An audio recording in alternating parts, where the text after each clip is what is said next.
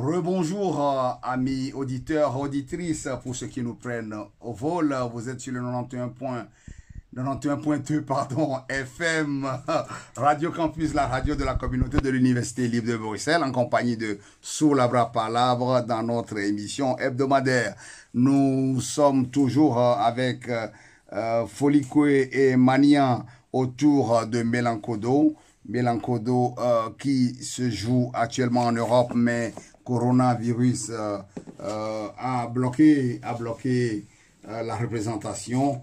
Mais nous allons continuer d'échanger autour de cette pièce. Nous remercions à la technique Fontaine Atikiti et Ned qui nous assiste pour les réseaux sociaux. Donc cette pièce appelle à débattre sur la situation socio-politique et financière des pays africains et en particulier celle du Togo.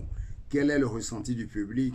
Aviez-vous déjà organisé un débat à la fin de la représentation ou à la fin de chaque représentation? Si oui, dites-nous un peu ce que les gens vous disent, indépendamment de ce qui a été dit tout à l'heure dans le journal parlé.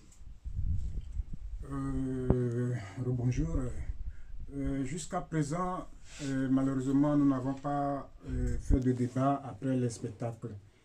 Mais bon, je ne sais pas.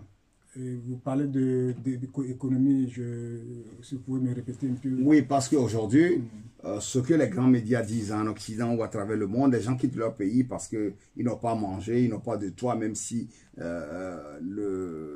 le climat pose problème, parce qu'aujourd'hui, il y a des mouvements de population à cause du climat, il y en aura même demain ou après-demain. Ce n'est pas seulement l'économie. Si on sait même que ceux qui crient que les gens fuient l'économie pour l'Eldorado de l'Occident ou des États-Unis, c'est les mêmes qui affament les gens de l'autre côté avec les multinationales et les régimes oligarchiques corrompus.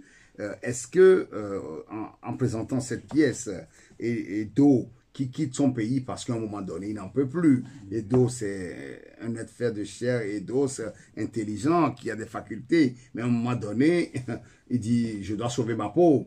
Et c'est comme ça qu'il part avec tous les risques de la vie. Et aujourd'hui, nous savons que la question de la migration est une question qui est sur la table. Il y a l'Europe qui sous-traite même la question de la migration aux pays frontaliers de la Méditerranée, notamment le Maroc, la Libye, la Turquie, l'Algérie, même si on sait que la débandade créée en Libye après l'assassinat du colonel Gaddafi fait que la question devient complexe et que de l'autre côté, l'Italie, à Lampedusa, ou que ce soit à Lesbos en Grèce ou ailleurs, il y a des cris qui se font entendre, que ce soit dans les populations autochtones de ces zones, par rapport aux gens qui arrivent, parce qu'aujourd'hui on fait croire que c'est l'invasion et que, je l'ai dit tout à l'heure en introduction, qu'en Grèce, l'extrême droite n'a pas hésité à tirer ou à aller brûler les écoles des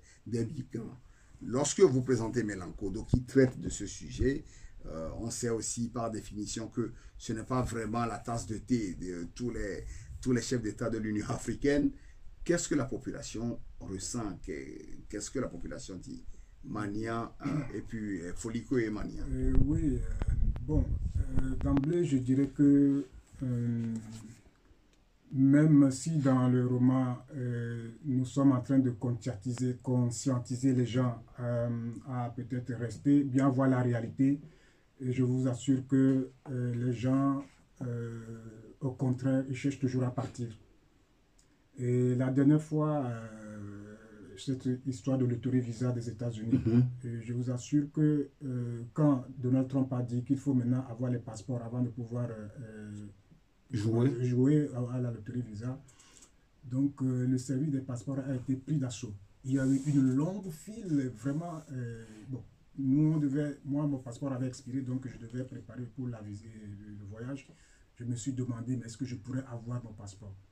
Donc, en décembre, il y a eu une accalmie. Bon, ça a un peu diminué, mais j'étais parti très tôt pour aller faire mes passeports. Mais il y avait encore plus d'une centaine de personnes là-bas. Donc, les gens cherchent à partir. Et tout cela aux yeux des dirigeants. Oui, mais bon, je ne sais pas si ils encouragent ou pas. cette situation. Parce qu'ils savent bien comment pouvoir résoudre ce problème. Il faut créer des emplois, il faut former les gens, mais cela tarde, on ne voit pas tout ça. Et puis il y a aussi le côté politique qui fait aussi, les gens n'ont plus d'espoir avec, je suis obligé de le dire, cette réélection, ce quatrième mandat de Faure est vraiment décrié. Donc les gens n'ont plus d'espoir. Et même nous qui avons la chance de venir, des fois quand on retourne, on te dit, mais toi tu es bête, tu vas là-bas, tu reviens. Oui, parce que vous avez fait un choix à juste titre de participer au développement de ce pays, de tenir la main de la jeunesse à travers le théâtre, à travers vos publications, vos dessins. Et c'est un choix. C'est-à-dire, in fine, tout le monde ne peut pas quitter le pays non plus. Voilà, et on sait aussi que la jeunesse est l'avenir d'un pays. Donc, c'est la question qui se pose. Donc, comment est-ce que vous réagissez quand les gens vous interpellent? Oui, moi, d'abord, je leur dis que c'est mon travail, mon travail. Bon, d'abord, moi, je ne peux pas vivre ici en Europe. Je suis venu, c'est la 3e fois. J'ai fait 2 mois, 3 mois, mais j'avais l'occasion de rester. Mais je me suis dit, moi, Dieu m'a créé noir, donc je dois rester en Afrique. Pour mieux supporter voilà. Et puis, les rayons ultraviolets du soleil. C'est de la vitamine, c'est vrai. Oui, donc je ne suis pas contre ceux qui restent, ceux qui viennent ici. C'est de la même façon qu'il y a aussi des blancs chez nous. Il y a certains qui sont là depuis, ils ne veulent pas partir. J'ai un ami, un vieux français qui est là depuis, il ne veut plus rentrer. Donc, ici, c'est quand on voit, quand les Africains viennent, c'est la souffrance. Et c'est ça même qui fait que moi, je ne peux pas rester. Et je ne le conseille pas à des gens. C'est insupportable quand tu vois, en Afrique, on n'a pas les mêmes problèmes. Pensez-vous que la souffrance est entretenue à dessein pour décourager les Africains de venir? Parce qu'aujourd'hui, pour la population occidentale, c'est des envahisseurs. Les gens viennent vers l'Eldorado, mais on sait que l'Afrique est un continent quand même riche, mais avec une population pauvre. Est-ce que c'est fait à dessein pour décourager les gens de venir ici? Oui. Non, je pense que c'est une vérité, il faut que je le dise. D'abord, l'Africain n'est pas chez lui ici. Donc ça serait vraiment difficile l'intégration. Quel que soit qu'on nous accepte, mais il y a toujours cette différence. C'est la peau. Donc je pense que, bon, il y a des gens qui accueillent facilement, mais toujours il y aura un truc, c'est que l'Africain, excusez-moi de le dire, nous sommes chez nous en Afrique. C'est mieux, l'Africain se sentira à l'aise chez lui en Afrique. Qu'en pense, on va dire, au Congo, on dit Mindele, au Togo, Yovo. Qu'en pense le Yovo dans ce studio? Le blanc. Le colon, tant qu'on y est. Non, on va y arriver tout à l'heure. Non, la première chose que je voudrais dire et redire 100 fois, c'est que tous les gens, tous les réfugiés qui se trouvent ici ont le droit d'être ici.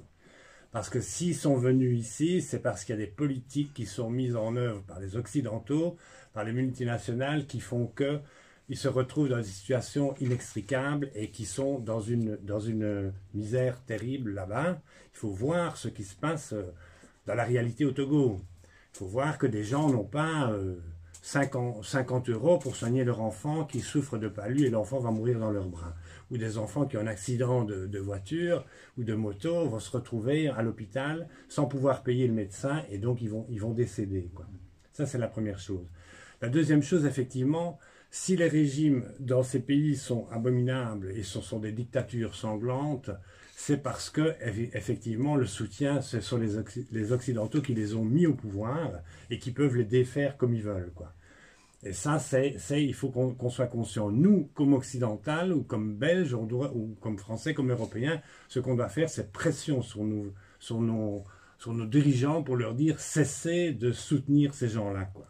Cessez parce que ces gens apportent la misère. Et quand la misère arrive dans un pays, les gens ont tout à fait le droit de s'en aller. On a le droit de pouvoir vivre décemment, donc de quitter son pays et d'essayer de trouver des conditions dignes de vie, quoi. Ça, c'est une chose. Alors, dans le roman, en fait, on part d'un enfant et d'homme qui, on raconte effectivement sa vie. On voit comment lui est arrivé à échouer dans la rue. Oui. D'abord, il échoue dans la rue parce que sa maman lui dit Et ce sont des choses qu'on a entendues à Lomé. Je ne peux plus te nourrir, je n'ai plus d'argent, quoi. Il faut que tu partes, quoi. Donc on a vu des enfants dans la rue qui disaient, mais ma mère m'a demandé de ne plus revenir parce qu'elle n'a pas de quoi me nourrir, quoi. Donc on suit, en fait, on part vraiment par un cas très précis, quoi. Les raisons qui font que cet enfant en grandissant, finalement, il va travailler quelques années chez un pasteur aussi dont on pourrait parler, hein, qui couvre l'Afrique et qui exploite en plus la misère et qui demande aux gens de se taire, puisque plus tard, dans le ciel, on aura une belle vie, mais sur terre, tant pis, quoi, hein, qu'on oublie sa vie, sa vie terrestre, quoi. Et donc il va travailler là, puis en fait son obsession c'est effectivement de retrouver et son père qu'il imagine en Occident, donc, et d'avoir une vie décente, quoi. Donc c'est ce parcours qu'on suit, quoi. Et donc c'est vraiment une illustration, quoi, de ce qui se passe, de ce qu'on voit à la télévision tous les jours, quoi. C'est-à-dire des gens qui sont maltraités dans leur propre pays. Il y a la guerre aussi qui fait que, et guerre, on parlait de la Libye, quoi, hein, qui a organisé cette guerre en Libye, qui a déstabilisé ce pays, quoi, hein. Il suffit de se souvenir de l'ancien président Sarkozy, qui a réglé des comptes, quoi, qui a assassiné effectivement Kadhafi. Et voilà, donc c'est ça qui fait que ce roman interpelle, quoi, à ce niveau-là, par une histoire, quoi, une histoire très simple, quoi, et magnifiquement interprétée par Akpakpo et mise en scène par Folly. Oui, souvent dans les échanges, débats, souvent c'est ce qui revient. Les Africains, leur rêve, c'est de venir en Afrique comme des touristes, comme les autres peuples font, de venir, pardon, en Occident, comme les autres font, c'est-à-dire que rester chez eux et à la fin du mois, ils disent je paie un billet, je vais aller en Autriche et je reviens après 2 semaines. C'est ça le rêve de beaucoup d'Africains lorsque on participe à des débats autour de la question migratoire. Mais revenons autour de Melankodo. On sait que en Afrique aussi, vous l'avez abordé, hein, aujourd'hui c'est la débrouille, il y a des gens extra-qualifiés, intra-qualifiés, des gens peu formés, donc chacun fait ce qu'il peut. Il y a des gens qui ont 2 masters, un master, qui font du sémillant, donc c'est les Kasimoto. Il y a des gens qui sont des vendeurs de rue, les vendeurs à la sauvette ou des vendeurs de journaux. Comment est-ce que les artistes utilisent-ils leur art pour faire de la prévention, de la sensibilisation? Même si on sait aujourd'hui que l'art n'est pas tellement consommé au pays, les tableaux ne s'achètent pas comme des pains. Oui, bon, moi essentiellement je suis un plasticien et donc à travers mes tableaux j'arrive, vous avez devant vous le titre l'avocat diplômé à la cour. Donc je fais par exemple... Défenseur de la veuve. Défenseur de la veuve, voilà. C'est sa spécialité. C'est ça. Donc c'est des façons pour moi de dénoncer un peu ce qui se passe aussi au Togo. Je fais des scènes de la vie. Donc vous avez, je fais un tableau aussi qui un peu lutte contre les maladies, les pharmacies, les médicaments de rue. Donc un tableau que j'intitule ici Votre pharmacie, la santé à portée de la main. Bon, c'est comme si je glorifiais... C'est caricatural, mais c'est des faux médicaments, voilà, périmés, justement, où il y a un business derrière avec une mafia bien organisée. Et voilà, et donc je fais aussi, par exemple, ici votre station d'essence ouverte 24 heures sur 24, ou bien des fois votre station d'essence ouverte occasionnellement. Donc là, vous savez, à Lomé, il y a ce phénomène de vente d'essence frelatée et qui vraiment fait des dégâts. Il y a des poursuites entre policiers et il y a parfois des morts. Donc tout ça c'est pour dénoncer. Et après donc on utilise aussi le théâtre aussi des fois pour conscientiser les gens. Et ça, bon, il y a un théâtre à Lomé, le Concert Party, qui vraiment fait aussi ce travail. Et bon, voilà globalement ce que je pourrais dire. Je ne sais pas si Charles a... Oui, peut-être reparler aussi d'une grande figure de la résistance togolaise, du professeur Apédo Ama, qui est un homme d'une intégrité absolue, quoi, qui est écrivain et qui, depuis 30 ans, 40 ans, essaye de conscientiser ses élèves, quoi, en faire des femmes et des hommes libres, quoi. Donc ça, il faut souligner, c'est que ces grandes figures... Ces gens, il y a des gens qui luttent sur le terrain, quoi, et qu'il faut les aider, quoi. Il faut les aider de n'importe quelle façon qu'ils soient. En tout cas, les soutenir en lisant leurs livres, parce que c'est un écrivain aussi. Et puis alors, il y a des initiatives privées, des gens qui essayent de lancer, de créer des orphelinats, qui essayent de créer des dispensaires, des choses comme ça. Ça, je pense qu'ici, on peut aider assez facilement ce type d'initiative. et qu'on peut trouver sur Internet. Hein. Il y a plein de choses qui se font. J'ai vu des choses admirables. J'ai vu un orphelinat construit financé par une dame qui vit sur place, qui s'appelle Sylvia, à Davier, et qui accueille une trentaine d'enfants, quoi, qui les restructure et puis qui les lâche dans la vie. Donc je pense que nous, on peut... Notre rédaction est preneuse de toutes ces informations par rapport pour faire des publications sur nos réseaux et sensibiliser autour. Donc, c'est ça aussi, contribuer à la cause, parce qu'il faut informer les gens, les orienter vers et les interpeller s'ils peuvent contribuer à ces initiatives privées, finalement, qui sont le dernier rempart pour les populations qui sont laissées, je dirais, un peu pour compte. Oui, et on peut peut-être juste signaler en fin d'interview qu'il existe au Togo toute une permaculture, donc il y a des gens qui se préoccupent de la qualité de la nourriture. Pourquoi? Parce que effectivement les paysans là-bas, il y a moins de monde dans les campagnes, donc on utilise des pesticides et des insecticides très toxiques, et qu'il y a un courant qui s'est développé grâce notamment à quelqu'un qui s'appelle Zoul et qui a dû quitter le Togo. Oui, il est au Bénin? Je ne sais pas s'il est au Bénin. Ah, parce que oui, je me souviens, on avait traité l'actualité ici. Le gouvernement lui a demandé de quitter parce que il a fait une interview, il a dit un truc mais qui était correct. Mais bon, voilà, c'est le régime fort. Hein. Donc, s'il y a des gens qui sont passionnés par la permaculture, ils peuvent trouver sur Internet des associations togolaises qui travaillent dans ce sens-là et qui seraient très heureuses d'avoir un coup de main. Oui, on s'achemine tout doucement vers la fin de notre entretien. Donc, vous avez répondu à ma question. L'art, l'écriture, le théâtre, la comédie, c'est aussi une source de lutte contre la paupérisation. Maintenant, au-delà du public européen, est-ce que le public africain aussi interpelle sur les questions d'actualité nationale? Si vous avez joué au Bénin, on sait que longtemps les Béninois étaient considérés comme... un pays, le Bénin était considéré comme un pays démocratique dans la sous-région, tout comme le Sénégal, au même rang, jusqu'à l'arrivée d'un certain Patrice Talon. Est-ce que les étudiants béninois, quand vous étiez à l'université à Bourg-et-Calavi, étaient aussi interpellés par l'actualité togolaise? Oui, Charles l'a déjà dit tout à l'heure, ils étaient surtout, bon, c'était à propos des enfants de la rue, et ils étaient étonnés que... Bon, des fois, ils les rencontrent, mais ils ne savent pas que le cas avait une telle ampleur, quoi. Et donc, il y a eu un jeune sur le campus qui vraiment nous avait approché et qui voulait se lancer dans ce domaine de recueillir, de travail avec les enfants de la rue. Donc, je pense que c'est à la vue, c'est à ce spectacle qu'il a vraiment donné cette aspiration-là, quoi. Ok. Non, je pense que nous sommes arrivés au terme de notre entretien d'aujourd'hui parce que bientôt Aliou reçoit un écrivain autour d'un autre roman. C'était Belancodo de Charlie Magnan qui était avec nous en studio. C'est un plaisir de le recevoir ici à Soulabra Palabre et Folikwe dans l'été.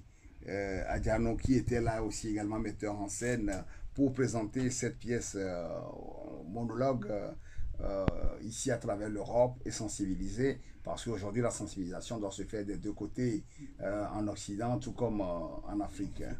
Est-ce que vous avez un dernier message à l'endroit de nos auditeurs avant de laisser l'antenne? Je remercie Radio Campus de nous avoir accueillis et j'espère que après le coronavirus, nous pouvons avoir l'occasion de revenir encore, de pouvoir faire les spectacles, les salles où on n'a pas pu jouer et être encore invité ici. Si les auditeurs nous écoutent pour faire cette promotion, c'est le lieu de prolonger votre visa et de vous laisser représenter cette pièce, surtout celle que vous irez faire à l'université de Bochum en Allemagne. Et c'est très important de faire ces échanges parce que entre les humains, il faudrait cette rencontre et que finalement que la planète soit un espace libre où tout le monde peut faire des va-et-vient au-delà des considérations des multinationales et du grand capital. Oui, vos mots de fin m'ont rappelé une pensée qui dit « La terre est ronde pour que l'amitié fasse le tour ». Ok. Merci. Merci beaucoup. On remet l'antenne.